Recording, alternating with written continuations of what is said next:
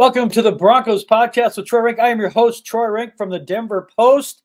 Hope you're all enjoying the bye week, having a chance to catch your breath, maybe get some Christmas shopping in. It's the holiday season, and for once, that green guy that ruins every holiday isn't roaming around Dove Valley, spoiling the Broncos' playoff chances. Folks, you can allow yourself to dream.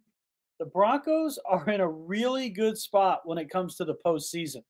Not only do they control their own destiny, but it is a very feasible, realistic path to the postseason for the first time since 2015. As we all remember, that's Super Bowl 50. That feels like forever ago because it was almost a decade.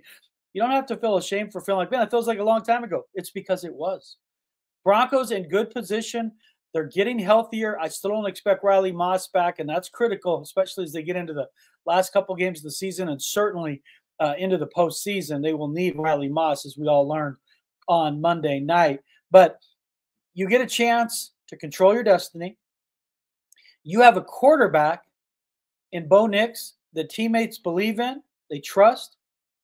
And you got Pat Surtain coming off AFC Defensive Player of the Month honors, telling you how this defense, for the most part, has anchored this team. Now, that certainly wasn't the case on Monday night.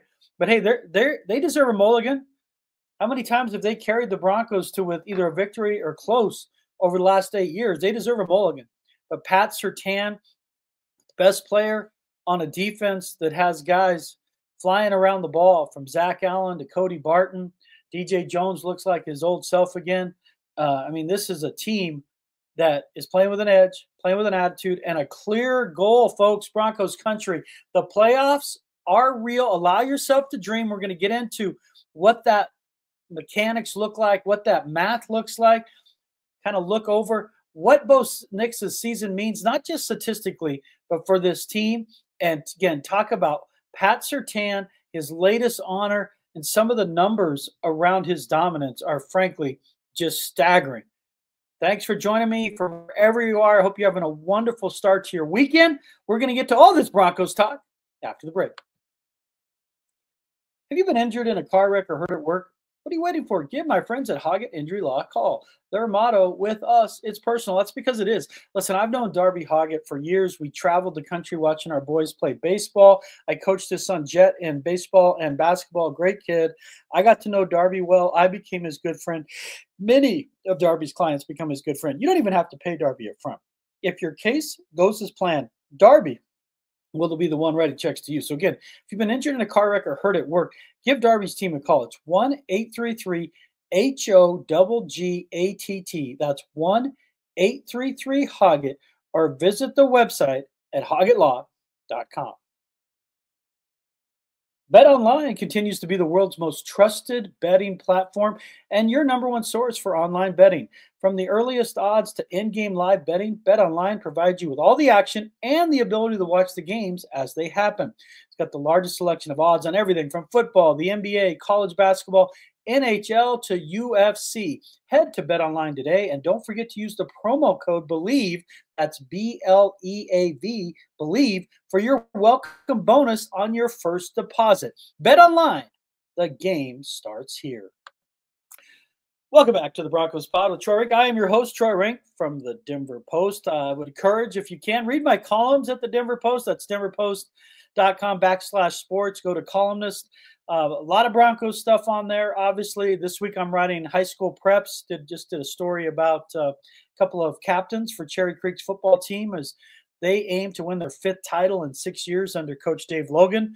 But it's a big day up there at Canvas Stadium. If you're interested in catching some football this week, you got Meade, Jason Klatt, Joel Klatt's brother, is the coach up there. Meade facing Thompson Valley in 3A at 10 a.m. Broomfield plays Montrose at 2. And in the 5A game, you have Cherry Creek versus Legend High from Parker, as Legends, a heavy underdog, looks to win its first state title in football. Creek looks to continue its dominance at the high upper school level. As again, Dave Logan, you guys all know from the play-by-play voice of the Broncos, he's arguably one of the greatest high school coaches in the United States, not Colorado. Big school coach at Colorado, it's over. He won that argument years ago. He's won at multiple schools from Arvada West, Chatfield, Mullen, and Creek. But his overall resume, it's just staggering. So, again, if you're looking for something on Saturday, watch some football. High school state championships up there at Canvas Stadium, obviously where the CSU Rams play. And it is, why do I mention that? Because it's a bye week. CU did not make, unfortunately, the Big 12 championship. That will be Iowa State in that game against Arizona State. And Kenny Dillingham won Coach of the Year over Coach Prime. But you did get offensive honors for Shedeur Sanders and defensive honors for Travis Hunter. Well-deserved, and I think BJ Green as well. But they're not playing.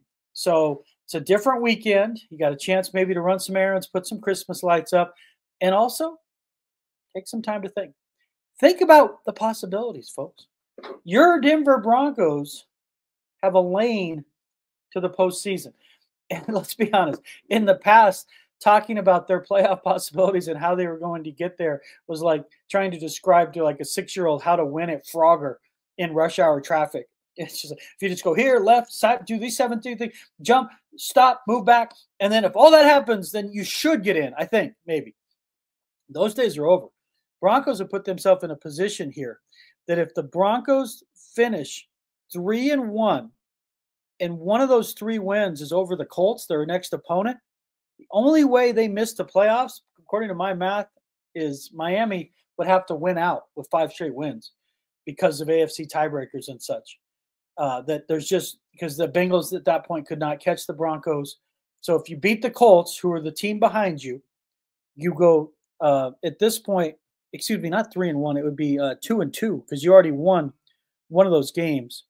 And at this point, they're 8-5, and they have 4 games left. So if they go 2-2 with one of those wins being over the Colts, they will be in. So we'll check that. But that's what I'm saying. It's a very easy win that if Denver beats the Colts, folks, they're in a great position that then Miami has to basically win out.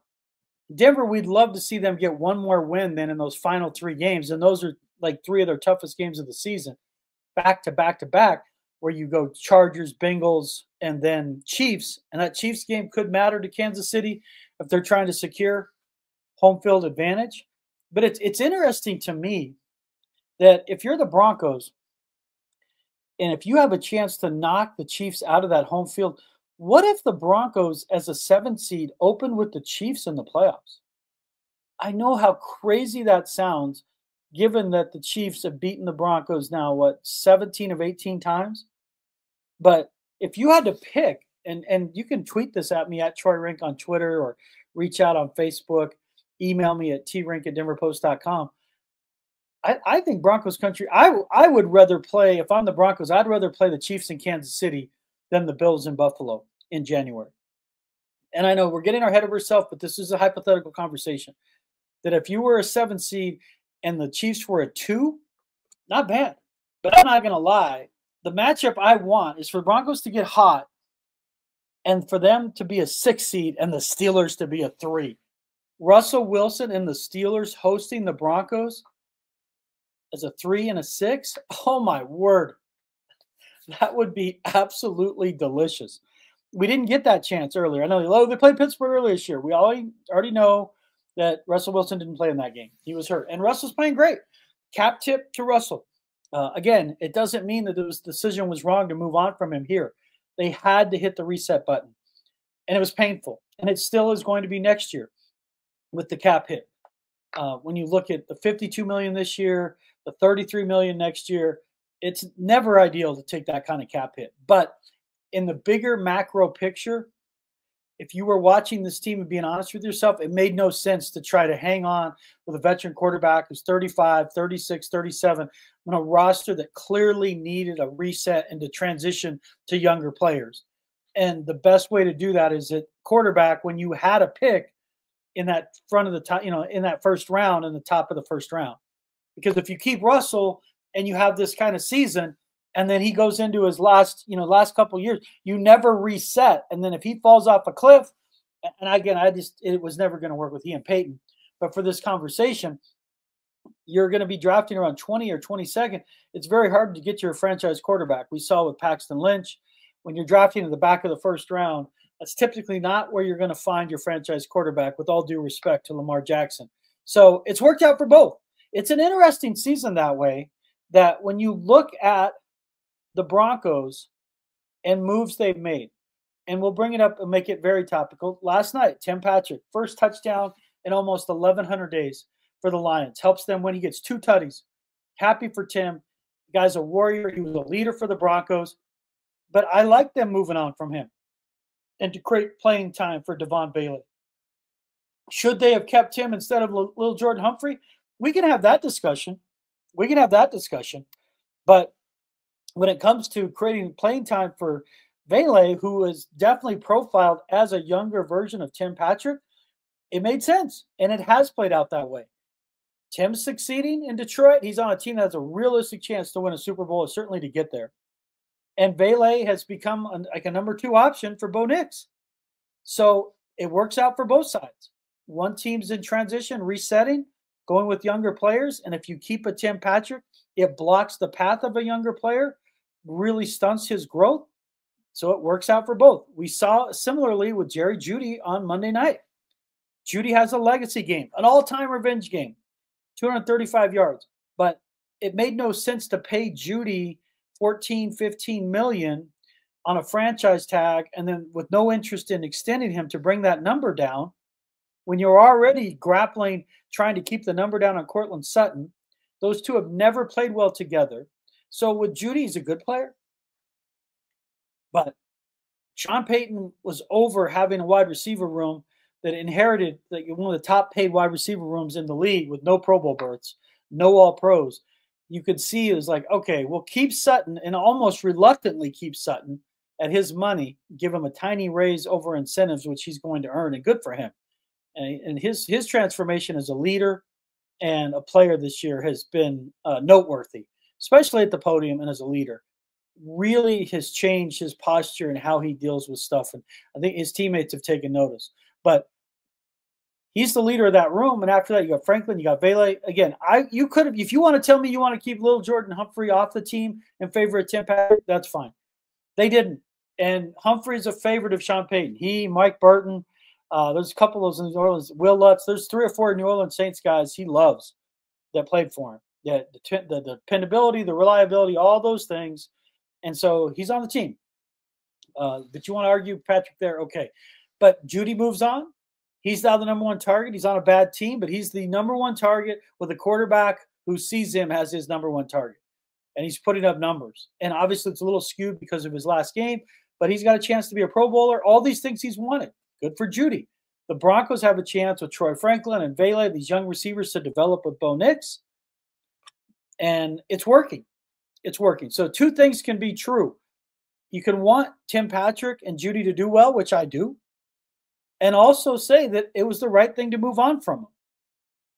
So it's worked out for both sides. But again, the Broncos are in a good position here, folks. At 8-5 with 4 games remaining, if they beat the Colts, they have a path, folks. They have a clear path to the playoffs, that they'd be in a position to win tiebreakers, and they'd be in a position where it forces a team like Miami to win out. Cincinnati's going to lose another game even before the Broncos get there. So, but hey, maybe there's a chance at a 6th seed. That seemed crazy a few weeks ago, but the Broncos are on a heater. They've won 3 straight. They responded to that loss, as I wrote in my column, with that Chiefs loss was going to be the reason the Broncos make the playoffs. They come back, they beat the Falcons, they beat the Raiders, and they win a shootout against the Browns.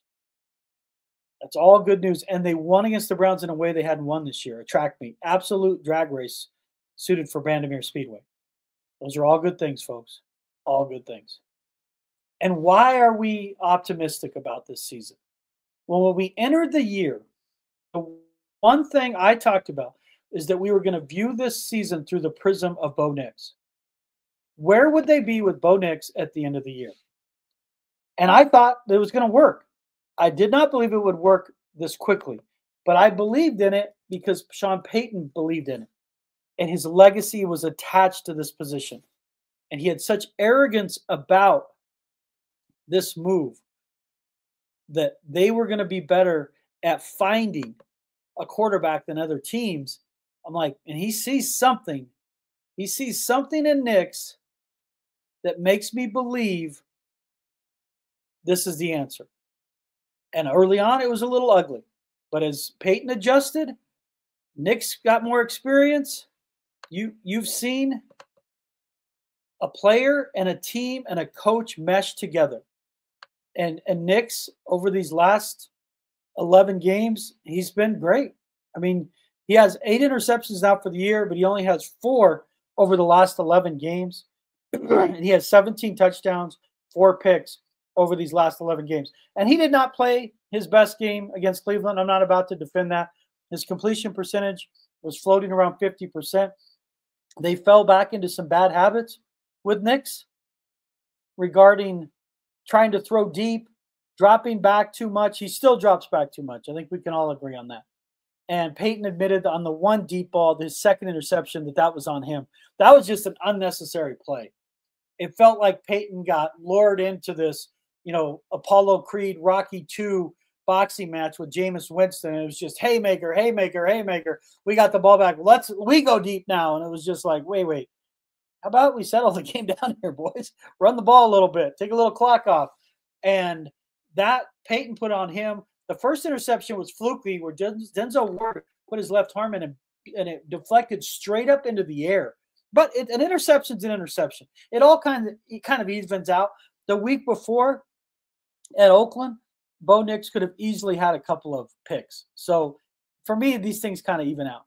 But when you look at the numbers at where Nix is, it's almost at 65% completion percentage for the season. That's impressive. He was right around 75 in college, but 65%, you can win with that. 17 touch. This is through his last games 3 through 13, after the 0-2 start. Nix, 64.7 completion percentage, 2,458 yards, 17 touchdowns, 4 picks, quarterback rating of 95.9. Even more importantly, in these 11 games, he's only been sacked 15 times. He's rushed for 3 touchdowns, and I think the back injury, this back spasm thing has limited his running. They'll never say that, but he's run way less than before, so I do wonder if the back is barking a little bit and he's trying to protect himself. But he's got 3 rushing touchdowns, a receiving touchdown, 17 passing touchdowns. Now, Jaden Daniels has moved ahead of him in the NFL Offensive Rookie of the Year debate. Daniels had a nice game, really nice game against the Titans. And statistically, in the fourth quarter, Daniels has been nails. So, I mean, right now, it'd be an upset if Nix won that award. The fact he's in the conversation, though, after his start, those first 2 games, is remarkable, and it speaks to where the Broncos are as a team. But you listen to those stats and how he's gotten better in the middle of the field and more accurate, how he's shown the ability in the brightest of lights when they needed a drive against Cleveland to execute a drive to win a game. He did that against New York, even in his worst game of the season. But the ability, he did it in Kansas City that absolutely soaked the clock up, and they should have won that game. Those are moments that get to my bigger point that gets beyond statistics. When you talk about why this Broncos team has roots and is different from years past, it's because the players believe in their quarterback. Bo Nix is exhibiting leadership that goes beyond the C, the decorative C on his jersey. Because when they put that on a rookie's jersey, I roll my eyes because it's like, yeah, he's a quarterback, shock, he's the captain. But when I talk to players in there, I talk to people inside the building, they love his competitiveness. He's got that I hate to lose more than I love to win attitude about him, where everything matters. And he's not afraid to speak up. I think that voice is going to continue to get louder as his career goes on, but he's not afraid to speak up because of his desire and passion for winning. And at that position, it's critical. Doesn't mean Russell Wilson didn't have it. Of course he had it. Of course he did. But there's not that weird, awkward of does the coach believe in the quarterback as it was with Payton and Wilson. There was clear when he tried to bench him after the Kansas City game last year that Payton did not see a future and did not believe in Russell Wilson. He believes in Bo Nix completely. He loves the kid and how he plays the position. And you look at Chase Daniels and Luke McCown, guys who played for Sean Payton, and they say every time they watch Nix, it reminds them so much from the playing style to the cadence to everything of Drew Brees. I'm not saying he's Drew Brees, but that's the point here, folks. The reason for optimism is because of the fact that the team's playing well. The team looks in the huddle, looks Bo Nix in the eyes, and they believe in him, and the coach believes in Nix. And that's where it's all coming together. Coach, the marriage of coach, quarterback, team. And so when you want to think of reasons why you should have optimism when you look at these final games, it's because Nix has grown up right before our eyes. And that was the question before the season. Would the Broncos leave 2024 with a franchise quarterback? That's been unequivocally answered. And if you want to be a Bo Nix critic still and you have issue with his footwork and you think his ceiling's too low, that's fine. I'm telling you, they found their franchise quarterback, a guy they believe they can win with, and that eventually they think they could win a championship with. That's what this is about. Not can we win 9 games every year. They see Nix as someone continue to grow, develop both as a player and a leader. And listen, they're going to get better around him. For all the people that criticize Nix and he's not this standalone great player, he's not Jaden Daniels. He doesn't have the athleticism of Caleb Williams. We can all agree on that. But in the right system, with the right players, he can be a superstar player because he's showing you how good he can be with very limited personnel around him. Their tight end room stinks. I told you all they should have gone and gotten Njoku, but I don't think he was available. But you saw Monday night why I wanted Njoku. He can box guys out at the end zone. He's a dump down target. They absolutely have to draft Warren or Loveland, the Michigan kid or the Penn State kid or somebody else. There's a couple other tight ends out there. They've got to draft a tight end to get a weapon for him because their tight end production stinks. And running back, they need to figure it out. If it's not Estime, fine. I'm tired of beating that drum. I'm not going to do the hashtag hot hand alert. It's confusing to me, but I'm not the coach. I don't understand it, but they don't need to play 3 guys. And in going forward next year, you need one guy who's the guy, a bell cow, and then the backup. Could that be Estime with Jaleel McLaughlin as backup? Yeah. Could it be the kid from Iowa you draft? Could you try to draft Gente? Yeah, it could be any combination, but 3 is too many, 1 too many. And Javonte has shown these last 2 weeks he cannot be the lead back. And I only bring that up not to tear him down, but in context with what Nix is doing. He's not turning around and handing off to Saquon Barkley and Derrick Henry or DeAndre Swift or Jahmyr Gibbs. He's not. He's not. And when they figure out the rushing game with one kind of bell cow back with a second guy complimenting, I think you're going to see Nix only get better because of play action. But that's a reason, folks, to be very excited. Nix's season goes beyond the numbers. It's about that trust, that look you in the eye moment. Do we believe in this guy? And I'm telling you, these guys believe in this guy. They honestly believe they can win with him because they've seen it. They've seen it at Kansas City. They saw it at Cleveland. They saw it in flashes against the Jets. They've seen it, and that matters. And that matters. So as we move forward here, Nix hasn't done anything yet. He's still a rookie. We all get that. But he's putting them in position to not only make the playoffs, but I'm telling you, 6 seed's not out of the realm. If the I thought the Chargers were going to beat the Chiefs. With no J.K. Dobbins and he's out, I don't think they can beat the Chiefs. So if they lose, then you beat the Chargers, you got a chance for a 6 seed. 6 seed versus Pittsburgh. That would be absolutely delicious, wouldn't it? And we will finish now with Surtain. Patrick Surtain was voted AFC Defensive Player of the Month. Not an easy thing to do for corner. Not an easy thing to do for corner. And when you look at his numbers, it makes more sense. But it's hard with Surtain because his numbers are such, it's like you're playing what's not there. Like we're so used to, at least in my era, of you growing up and saying, man, it's just about interceptions, but it's not. And with Surtain, it's about more. And before I go on, I want to continue. When I say a bit about more, it's about Surtain leadership in the locker room, on the field, and in the community. And this week, in the new winter issue of the Mile High Sports magazine, Pat Surtain is featured on the cover. It's a dual cover. They have dueling covers here. Pat Surtain is on the cover with his Doberman Deuce, Doberman Pinscher, and then Aaron Gordon is on one cover. But you have to check it out. What a picture of Pat Surtain at Mile High Sports Magazine, where he's decked. Pat is the fashion guy on the team. Like nobody drips like this guy does.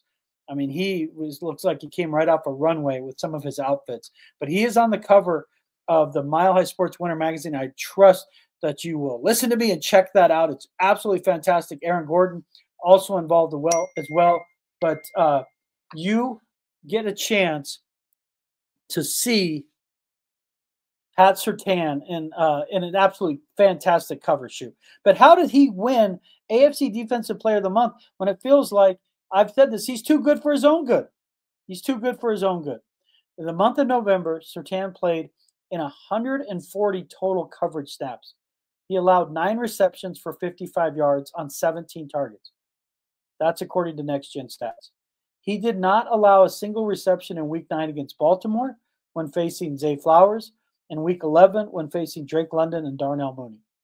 He started all 12 games this season. He's had 31 tackles, 23 solo, 3 picks, including 1 for a touchdown. Obviously, we remember the Raiders game at home when he completely flipped that game on its head. 9 passes defensed. According to NFL Next Gen Stats, he ranks top 5 among all quarterbacks this season with at least 325 coverage snaps. In receiving yards allowed, he's first. He's only allowed 207. Tight windows throws forced, first. 36% of the throws at him are tight window throws. He's only allowed those 24 receptions. That's second fewest in the league. And the passer rating allowed is 60.5. And I know sometimes people get frustrated with Surtain because they want to see more plays. They want to see him, but he can't make all the plays if they don't throw to you. And his coverage is so sticky. And I say it, and I'll say it again because I love the line, but it applies. He turns opposing receivers into Chick-fil-A. They are never open on Sunday. He's an absolute definition of a lockdown corner. And he may go down as the best corner in Broncos history. I'm not ready to put him there yet because of Champ Bailey, because of Louis Wright, but he's in that conversation already at this stage of his career. And he's going to be around for a while. He's a core player. When they looked around and said, who are the guys who are going to be here when we win? Pat Surtain, Quinn Miners, those are the young guys where you look to and say, that is what it looks like. That's what championship football looks like. Now, it would help tremendously if they could get Riley Moss back, because Pat Surtain cannot do it alone. And teams are not going to challenge him if you're rolling out Levi Wallace and Chris Abrams-Drain, the rookie. They're going to go after those two. That's just the nature of this. I still am a little confused as to why they didn't follow Jerry Jeudy more with Surtain. Some of it had to do with the way they were lining Jeudy up in the slot and with motion. You know, I mean, Surtain can cover guys out of the slot. He's obviously better outside with his size and his length. I mean, people don't realize he's the same size as Justin Simmons.